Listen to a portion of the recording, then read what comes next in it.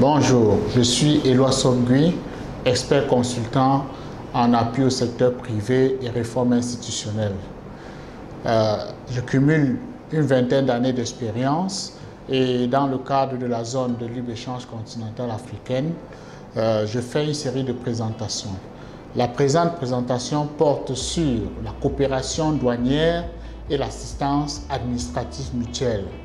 Que serait la zone de libre-échange continentale si chaque pays devrait continuer à évoluer comme avant? Naturellement, le projet serait voué à l'échec. Et c'est la raison pour laquelle les auteurs, les concepteurs du projet ont pris des mesures concernant la coopération douanière. Alors, les États parties s'accordent mutuellement une coopération dans tous les domaines de l'administration douanière visant à améliorer la réglementation des flux commerciaux. Elles s'accordent également une assistance administrative pour s'assurer du respect de la réglementation douanière sur leur territoire. Nous allons dans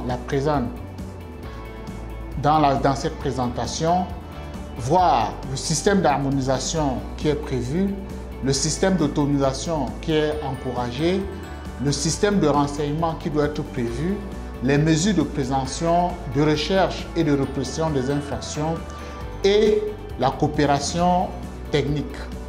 Alors, s'agissant de l'harmonisation, il faut noter que le système de la ZLECAf a prévu l'harmonisation dans plusieurs secteurs. Le premier secteur de l'harmonisation, ce sont les nomenclatures du tarif douanier. Chaque État s'engage à adopter la nomenclature du tarif douanier et la nomenclature statistique conforme à la version applicable au système harmonisé. Le deuxième point porte sur l'harmonisation des statistiques commerciales d'importation et d'exportation. À ce sujet, chaque État doit publier régulièrement dans un format facilement accessible ses statistiques commerciales d'importation et d'exportation conformément au code à 6 chiffres du système harmonisé. Le troisième point d'harmonisation porte sur les systèmes et pratiques en matière d'évaluation. Les États s'engagent également à adopter un système d'évaluation de marchandises à des fins douanières sur la base des principes de non-discrimination, de transparence et d'application uniforme de ce système. Alors, le quatrième point concerne l'harmonisation des procédures douanières. Les États sont encouragés à coopérer dans l'utilisation des normes internationales pertinentes comme base de leurs formalités et procédures d'importation et d'exportation. Alors, s'agissant des procédures douanières, les États s'engagent notamment à fonder leur législation et procédures douanières sur les normes et instruments, pratiques et directives internationalement admis, à utiliser les normes pratiques, les pratiques et les directives internationalement admises comme base pour la conception et la normalisation de leurs documents commerciaux, à appliquer les principes de promotion, et de facilitation des échanges légitimes pour le respect effectif des engagements figurant dans les différents textes de la ZLECAf. Le troisième point concerne l'automatisation des opérations douanières. Les États parties s'engagent à mettre en place et à utiliser et à mettre à jour en permanence des systèmes modernes de traitement des données afin d'améliorer l'efficacité et l'efficience des opérations douanières. À ce sujet, ces États sont encouragés à engager leurs autorités douanières à utiliser les normes internationales reconnues, à développer ou assurer l'interconnectivité des systèmes informatiques, à faciliter l'échange des données avec les parties prenantes.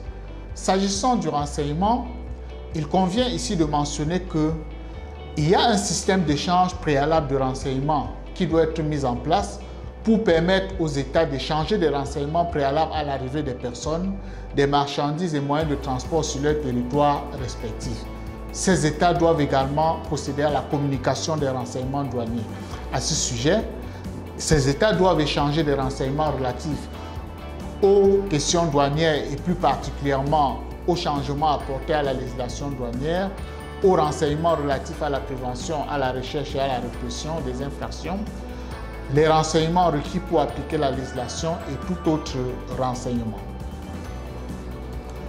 Alors, en ce qui concerne toujours les renseignements, il convient de préciser qu'en cas de doute raisonnable quant à la véracité et à l'exactitude d'une déclaration d'importation ou d'exportation, les États parties fournissent rapidement toutes les informations nécessaires, oralement ou par écrit ou par tout autre moyen approprié. Ces renseignements fournis ne se limitent pas aux informations spécifiques figurant sur la déclaration d'importation, la facture commerciale, les listes de conditionnement, les certificats d'origine ou la lettre de connaissement. Alors, le 5e point porte sur la prévention, la recherche et la répression des infractions douanières. Les États sont encouragés à coopérer pour la prévention, la recherche et la répression des infractions. À cet égard, chaque partie doit désigner et informer les autres parties de son point focal douanier. Ainsi, ces États doivent échanger les listes de marchandises dont l'importation est interdite dans leur territoire, interdire l'exportation des marchandises visées et, en cas de frontières communes, échanger des listes de bureaux de douane situés le long des frontières communes, se concerter pour établir des postes frontaliers juxtaposés et prendre des dispositions nécessaires, s'efforcer de faire correspondre les capacités et d'harmoniser les heures d'ouverture, exercer une surveillance particulière sur l'entrée, le séjour et la sortie des personnes, véhicules, navires ou aéronefs faisant l'objet de soupçons. Alors, en ce qui concerne la coopération technique, il s'agit d'un volet important, étant donné que tous les pays de la ZLECAf n'ont pas le même niveau de développement. Et c'est la raison pour laquelle, afin de continuer à renforcer leurs capacités relatives aux questions douanières, les États parties doivent s'efforcer à développer des programmes de formation communs.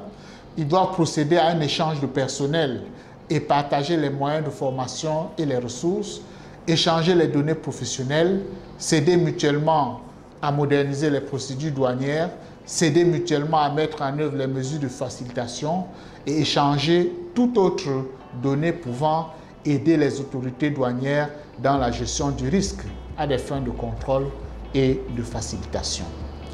Je vous remercie pour votre bienveillante attention et je reste à votre disposition pour toute question éventuelle.